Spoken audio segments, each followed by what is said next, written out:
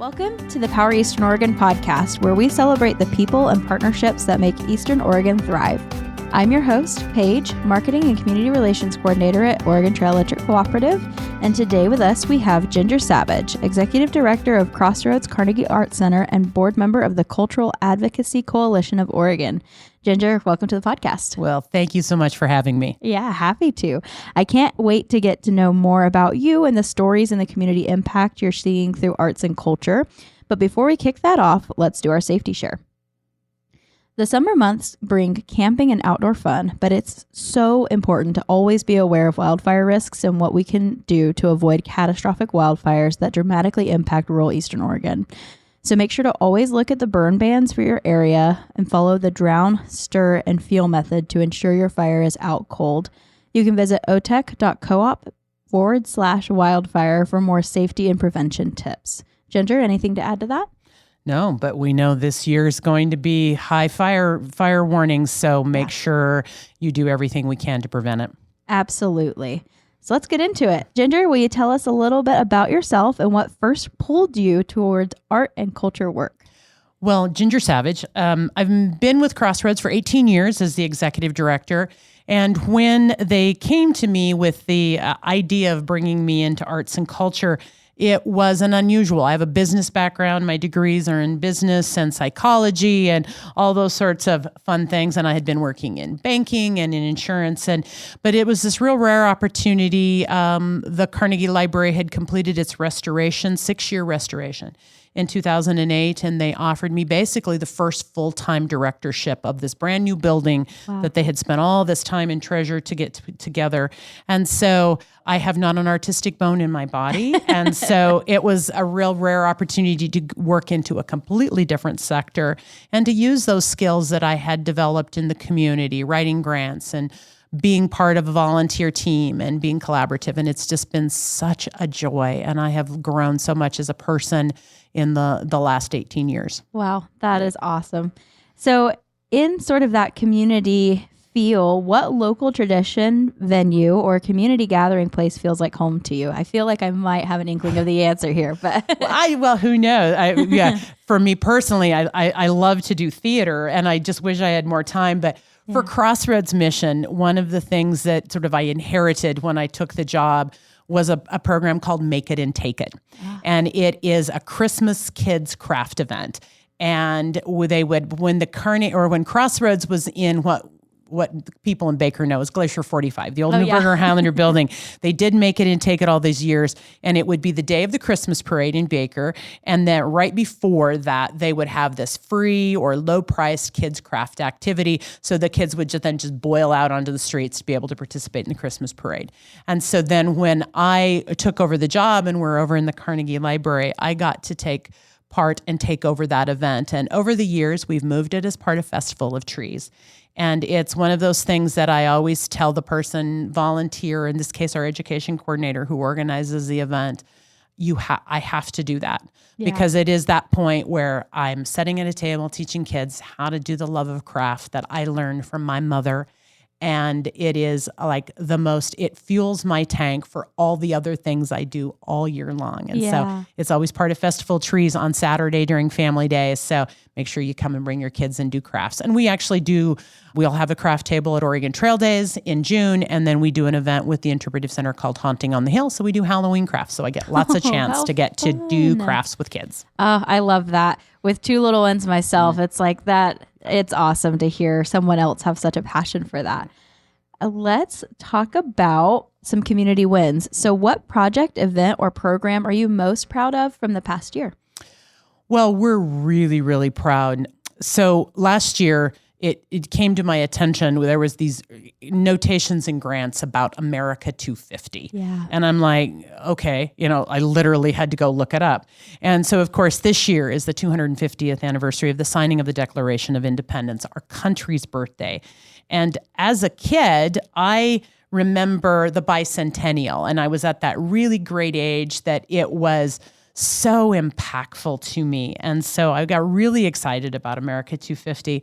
So started last year with Crossroads, and we were really fortunate to get some support from Trust Management, the Bramer Charitable Trust, to put together a video working with DDRC Marketing in LeGrand of local community members just reading a portion of the Declaration of Independence, highlighting the beauty of Baker County throughout throughout Baker County in different locations. And so we started filming in October. We filmed for 4 consecutive months we were able to get up to Anthony Lakes with the snow that they did have, right, in January, and we got that done. And Oregon 250 Commission also gave us some additional resources with the project. And that video is actually out on the Crossroads YouTube page. And it has just been so well received of local citizens talking about the power of that founding document to our daily lives, our modern daily lives. And we just think it showcases the beauty of Eastern Oregon. That has just been such a joy. And it just sort of sits out there, and we hope you share it with friends and just spend some time with our declaration. And another project we're super excited with our partnership with the Interpretive Center is the Oregon Folk Life programming that we're doing. So we bring every month culture keepers who are folk and traditional craftspeople who have learned from family or generational teaching around traditional craft. And so every month for 3 days, we have a residency up at the Interpretive Center. And so we've had Sarah Barton from the Burns Paiute tribe sharing her basket weaving in April. We just had A.K. Moss or Kathy Moss from Prairie City as a cowboy poet. And in June, we will bring Roberta Kirk, who is a Warm Springs bead worker. So throughout the year, and we have that all out on our website. It's just been such fun work. And it's all kind of part of this sharing the story of America 250. Yeah, I love that. And if you haven't seen that video yet, please take the time to watch it. Every clip I've seen or, watching the full video through it's emotional and it's beautiful work. Let's talk about a story that shows how arts and culture brought people together in a meaningful way. Well, that's really easy. It was September of 2023, and it was early in the morning, and I just happened to have the front door open, and the door opens, and I go out, and it's the local-born artist, Gary Ernest Smith, and his wife, who had come to town for some business, and he's looked around Crossroads, and he said, I have an idea. Can I come back and talk to you? And thus began the journey of Gary's show, Gary Ernest Smith Towards Home, the art of Gary Ernest Smith, which we were able to unveil in 2024 for a 6-week exhibition. And to have that child of this community go on to be one of the premier contemporary Western artists, it was something we needed to celebrate. And so otec was a huge part of our success. And that way that we wove the story, he's always, his whole career, he's in his 80s, has painted the images of Eastern Oregon, the real people who work in agriculture and who farm and who ranch and who do that really meaningful, hard work of communities. And, many people still talk about, we had Gary's work on banners all along our main street. Yeah. We had a ag dinner. We brought all the farm and ranch community together to have dinner with Gary to sort of talk about and thank them for all that they do. The grand opening at the Interpretive Center, which had just reopened, and the grand opening at Crossroads, it just really did this collective storytelling, and people would just show up at the art center and sit and talk to Gary. We had ice cream socials. We just did just this really hometown kind of thing, and that interweaving of art, storytelling, community-based. It was just such an incredible joy, and it had such an impact on the community. Absolutely. And it's wonderful to me. Art is always storytelling, but it's really, really special when it is from home. Mm-hmm. So it was a really, really cool thing to see. Let's talk about a moment when your organization and the community supported one another. There's so much. It's sort of like it's an everyday occurrence for each other. But I will tell a little bit because it's not something, and it's years back, but it's a unique kind of slice of life. So many people know that my husband is the Baker County assessor. And so we were literally dropping a child off at the airport when he gets a phone call that the pipes had broken in the county courthouse. And his office was like one of the ground zeros of cascading water everywhere. Well, in his world, like one of the spots, they had files on their desks that literally was under the stream. And it was all of the address changes. People had sent their little slip when they'd paid their taxes. And it was all of these address slips that were just soaking wet. The ink was bleeding. And it was like, we just don't know what to do. And how do we dry this out? And I said, well, dear, you know somebody who runs an art center. We have a room full of tables. We have light boards. We have counters. And the first thing I did was, here they were in this mess, and there was no coffee because the water had been shut off. Yeah. So I made a pot of coffee and I said, come and get coffee so your staff has. And so we dried out documents from the county for days. I mean, the staff would come in and flip them and spread them out. And so, and then I helped him with the grant that would sustain the assessor's office with their ability then to digitize those documents, because it was just this weird sort of little sad moment. The courthouse is now beautiful and all that again, but we have a unique set of tools at Crossroads, and you never know when we might be able to be helpful with certain things. So there's just one of those little side stories of something unique that people don't see. But every day, our community is supporting Crossroads, supporting our Art Speak program, and helping us with the Interpretive Center project. So it's kind of varied and deep. Yeah, that's awesome. So let's talk about some innovation and training in the space of arts. What is one creative trend or new approach that you're excited about right now, either in your community or in the arts world? Well, I know because it just wrapped up yesterday, and I've been part of the managing team for the new Destination Baker community tourism promotion that's being done through the city of Baker City. They've hired Hub Collective to bring together how we market getting people and travel and tourism guests to come visit Destination Baker. And you really see that's where arts and culture interacts, just in every aspect of our life. And, fonts, colors, design choices are all part of that. And we're really excited about that new opportunity to highlight this community. So one of the things that I was asking my art director about it, so like with our shows at Crossroads this year, just this year alone, there are these unique collaborations brought forth for featured shows, predominantly of women. Yeah. And they're working together to create a vision for a show. And in fact, there will be 11 women featured just through our natural selection process for our art shows this year. So it's a real opportunity to come in and see, not only see some really great art, but how women connect in their creative process to put something up on the wall. And the other really kind of oddball thing, you're talking about something new that's happened right now. Yeah. Okay, so we've been dealing with this one. So there was a huge news story across the country that somebody found a Picasso in grandma's garage or something, Yeah. And so the number of people who've walked in our door at Crossroads with like, is this really something, is this like big time art, And so, that's what we laughing about it, because we've had multiple visits, because people are now looking at everything in the back room thinking, is this, the unknown art treasure? And so we always, unfortunately, we really can't help them a lot. We're not art assessors or anything like that, but we can always give them resources. But that's just been just happened recently. So it's kind of been top of mind for the staff. So we have our hands in lots of different things at Crossroads. Totally. And I will say, I looked at the new website. It is beautiful. And when you're talking about color choices and font and everything, as the marketing coordinator here, that's like the world I live in. And it makes my heart so happy to see a project done so well. Yeah, we're really excited about it. Let's just hope that everybody can come and visit us in Baker City. Yeah, absolutely. So let's talk about how you are helping people build skills. Youth, adults, volunteers, emerging artists. There's a lot of things you guys do. Yeah.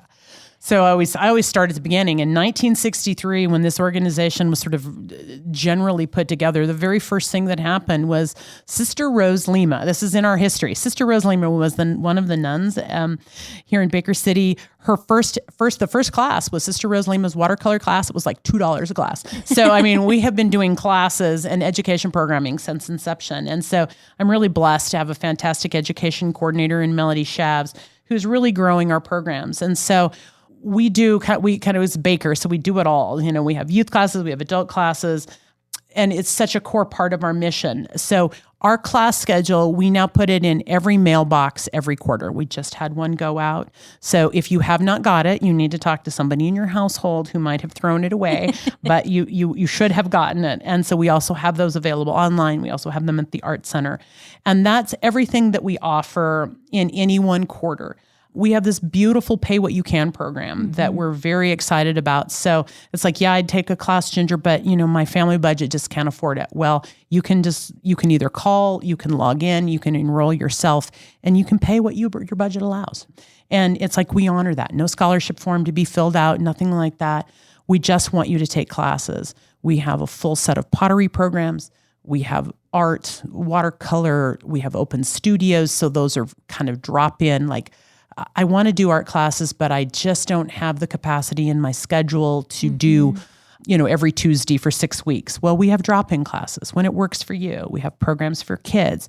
Well, Missoula Children's Theater this summer. So it is, and our Art Speak program, as I always say, is our beating heart. And it was founded by Debbie Friedman, our principal dance instructor, almost 30 years ago, where we provide free programming for at-risk or disenfranchised communities. And so we are constantly doing that work, and we work with assisted living, we work with kids after school. It's just such a huge part of what we do. So do not think that there aren't art opportunities in Baker, because there are lots of arts opportunities in Baker. So reach out to us at Crossroads. Absolutely. So let's talk about the elephant in the room, AI.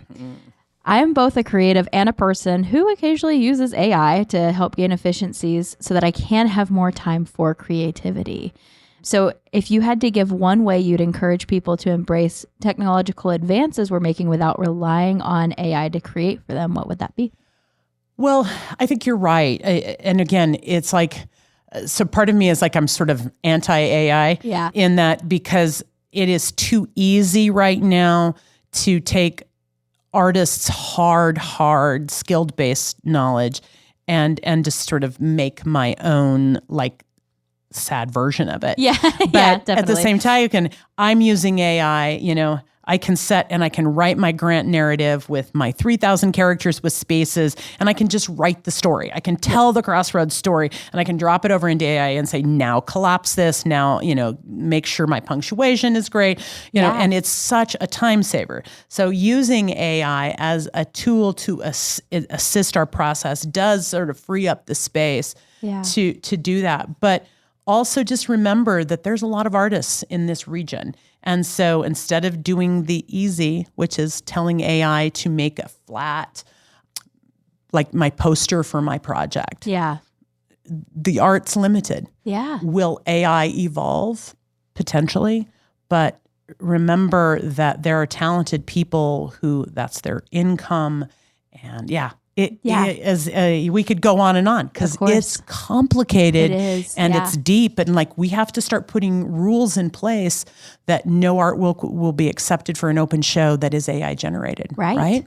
So it's, and is it original work? And so it's definitely creating lots of conversations in the arts and culture sector. Absolutely.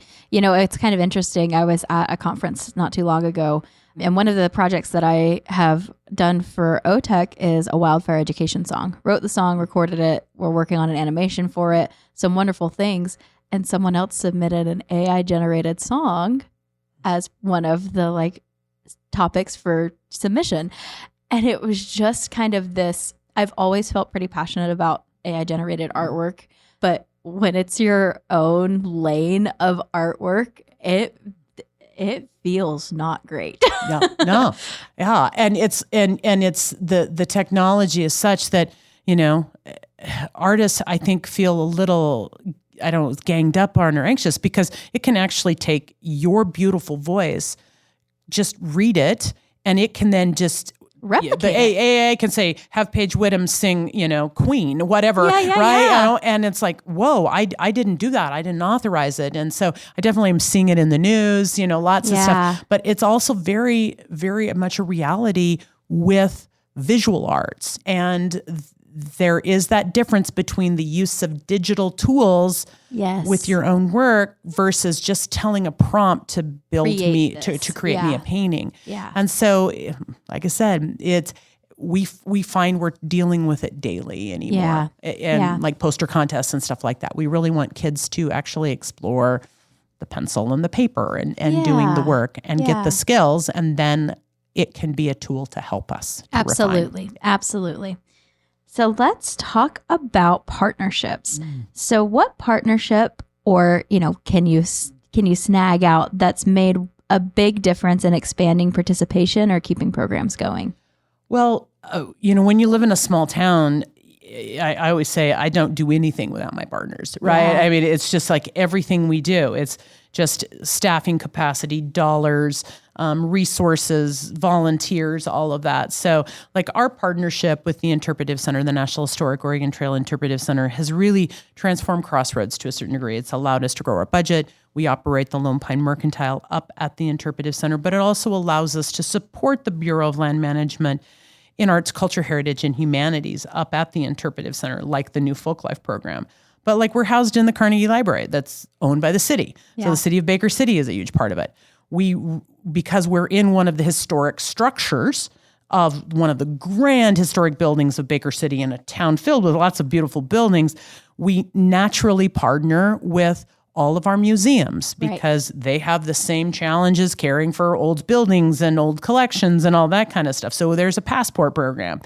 We work regularly with Baker City downtown. I mean, because we're one of those old buildings in the downtown district. We work with otec a lot, So we have, I always say every day this morning, 2 fire trucks ran out the door right next door. So, our programming often is like around the noise that comes from the guys next door. So we just constantly have that level of programming and partnerships, CASA. The list goes on and on, right? And so that interchange of how those partners can allow an art project to be in front of their folks that will engage them in a new and different way.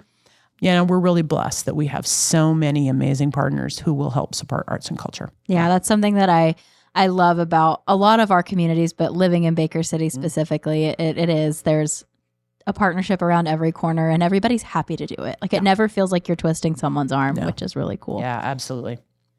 Let's talk about why investing in arts and culture is important for the long-term health and strength of rural communities.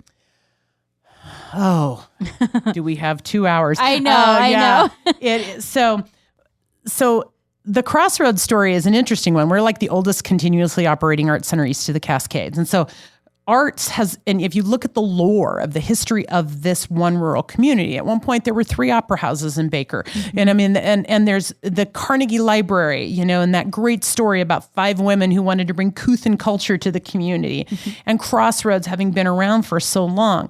And so it's just sort of interwoven into the fabric. If you drive through our historic Main Street, you see arts and culture everywhere, in the architecture, in quite frankly, the city planning that went into, our big wide boulevard, the banners, the light poles, all of those weave that story of the history of this community, making our downtown vibrant and walkable. We know we can do more. We've got an emerging public art intersection right now in Baker City, but it's also about the artists that have moved to Baker City. Right. Because while we sometimes feel like housing prices in Baker are high, but for many of these artists, our prices are very affordable. Right. Artists look at a rundown downtown building or a rundown home in a neighborhood, and they have the talent, and they're willing to put that investment into that property to give it new life. There's been some really great stories around that, but they also look at a rough downtown business and see opportunity, not challenge. And there's so many communities throughout the country that have used arts and culture as that driving economic development piece of the puzzle to change and transform their economies. The Paducah, Kentucky model, which I have multiple papers that I kind of work on. And so it's amazing how much from the flower baskets will go up on Main Street here in the next couple of weeks.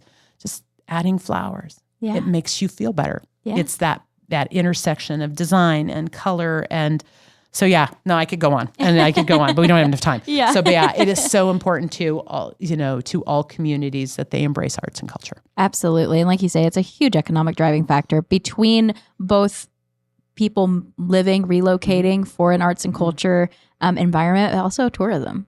The arts and culture tourism industry is huge. So again, we could probably talk about that. We would have like a 3-hour long podcast. Yes, we would. So let's talk about when times are tough. You've got stress, isolation, wildfire seasons, economic pressure. How do arts and culture help people stay connected and resilient? Oh, here's another 3 hours, but we'll try to keep it short. So Crossroads is here to help. So when you've had that bad day, it's like, do you knit? What's your thing that sort of just takes the top of the stress off in your life? Is it, do you paint? Do you do pottery? What is, and everybody has their thing, leather work, right? I mean, most people have some sort of a craft, woodworking, whatever that they do to sort of bring down that pressure. We know, the lessons we learned about the role of arts in the COVID world, right? Yes. And post-COVID. We provide that place in the community. I want to get out of the house. I want to come and do an activity. I want to dance. I want to just make a cup in the pottery studio. Crossroads stands ready to help you with that one. But we are starting a new program, and it should be unveiled in the next couple of months, where you'll be able to access a craft kit. You can take it home. We're beginning to see that whether it be mental health challenges, depression, we are prepared. It can be physical health. If you're had a knee replaced, you just can't get into the art center. And until you can again, you might want to have a little kit that can give you an activity at home. So we're going to be unveiling craft kits in the months ahead. But right now, we are planning programming for what July and August will look like. Yeah. We hope that we are constantly on fire, but we're prepared for it. And we're one of those great places that you can come in. The air conditioning works. We have filtration systems that you can come in and just be creative and cool off in the building. We are beginning to really, as a sector, uncover the role that arts and culture plays in mental health. Yes. We're going to get better at it, especially in the state of Oregon, talking about how arts, and it can be participation in the arts or just going in to see an Eastern Oregon Regional Theater production, and I sit to set and I get to let go of all of my stuff and walk into characters. I get to go listen to music. Those opportunities are in our community, and that's going to help just deal with those challenges. Yeah. It's going to give you an opportunity to reconnect with a friend or a spouse. Yeah. I could go on and on and on. Because it's a big passion for us. And so we stand ready to help you with that. That's awesome. And that's something that I was talking to my husband the other day, because we talk about stuff like this all the time. But I was telling him, art isn't escapism. It's therapy. It's the difference between, I don't have anything against a good movie, but seeing live theater, you're a participant. Even if you're not on the stage, going to an art show, you're a participant. It's not just something that, you're scrolling on a screen or something like that. It is impactful on mental health. And I love that as a sector, we're all kind of uncovering that and talking about it. I think it's important. And it's so funny. There are people who just don't see it, right? Yeah. That don't buy that. And, but we've all had that moment when we've been at that concert, or that show that we walk out and you feel different, right? Yes. You just feel better, or you've cried and you feel cathartic, right? Yes. So so we encourage people to embrace it. And it's a muscle that if you haven't done it in a while, you may not feel it right. But it's like, grab a friend, come to First Friday. Yeah. Just getting outside and walking around. And maybe that the art at that show doesn't speak to you, but maybe the next one will. Yeah. Maybe you'll stop and have 3 or 4 conversations with people. It's just getting that engagement point into the community. And art is that little fiber that brings it all together. Yeah. When you mentioned that, it actually brought to mind Lauren Cheney's exhibit, a little while ago, and I walk in and she's got this beautiful painting of motherhood and, her story and everything, and I'm getting choked up just thinking about it, but it's impactful. Mm-hmm. Yeah. And so it's something that everybody can do. And if you're at home and you're isolated, let us know. We have programs where we're actively sending teachers into assisted living because, they can't get out to us, or it's hard to get out. And so we can bring that opportunity for you, hopefully. Yeah. I love that. So what would you say to someone who thinks the arts are extra instead of essential? I laugh. Yeah. I mean, I really do. So it's because you don't think of it as like, well, having money to pay my bills is an essential, right? Being whatever, paying my mortgage, getting groceries, but it is in those things. Every part of our life has got an arts and culture touch. Yeah. So like when I buy my box of Cheerios, and a graphic designer created that, right? Yeah. And so it's it's so hard to explain it, but when it is your sector, I sometimes I just get stuck on it. We had an amazing show years ago called Persistence in Clay. And there was this one piece that a potter had made, or ceramicist, and it was almost a full-size woman. Wow. And she was made of honeycomb and all done in clay, right? And every day I would stop and look at her. If I could have found a way, if I had $10,000, she would be in my home. Yes. And it's that, I don't know why. I cannot explain why that piece so deeply spoke to me. Yeah. And when you go see the grandmasters, I remember walking into the Metropolitan in New York. I had a real pleasure to get to go. And you walk around the corner and there's Pablo Picasso's portrait of Gertrude Stein. It is just essential. Yeah. I invite you to watch a movie like The Monuments Men and understand how important art is to all of humanity. Absolutely. And so it is essential as breathing in our community. And so there may be people rolling their eyes, but trust me, it is. So, exactly. Yeah. So we are wrapping up here. What is one surprising thing that people may not know about arts and culture in our region? So for Baker, the first thing that comes to mind, this community has a deep, passionate love affair with all things ceramics, all things pottery, bowls, vessels, art forms, all that are done with ceramics. And yet we don't have clay-based soil, which is always kind of odd, right? Yeah. I mean, most places, they have a clay tradition that comes literally from the ground earth in their community, right? And they go from there. Well, we don't, but it's just something, I think we're rugged and we're practical and so pottery seems stable and, all of that stuff. But just in the otec region, there's arts and culture in every part of the now emerging and growing otec region. You have Art Center East in Union County, of course, Crossroads in Baker City. Grant County, you have the new Painted Sky Center for the Arts. Harney County has got, I don't believe they have an art center yet. I'm sure it's coming, but they have some amazing arts and educations. The symphony program that was just sort of came from the ground of Burns, really symphonic music in Harney County is remarkable, and their museums. And now that you're going to be adding Wallowa County, you're going to get the Josephi Center for Arts and Culture in Malheur County. You have Four Rivers Cultural Centers. And then you have, just in Baker, Eastern Regional Theater. You have Churchill School, all of our museums, right? So it's always surprising how much arts and culture is in this very remote part of the state of Oregon. Yeah. It's everywhere in all of the otec counties. So there's no reason not to be participating somehow in where you're at. Absolutely. Absolutely. And one thing that kind of, I don't know why it surprised me, but it did, was EOU's art program. Phenomenal. Yeah. Anytime that there's a show, make sure you take the chance to see it because it really is a treat. Yeah. So thank you for joining us. Where can listeners find upcoming events, volunteer opportunities, classes, or ways to support your work? So you can go to our website at www.crossroads-arts.org. Also follow us on social media, Instagram and Facebook.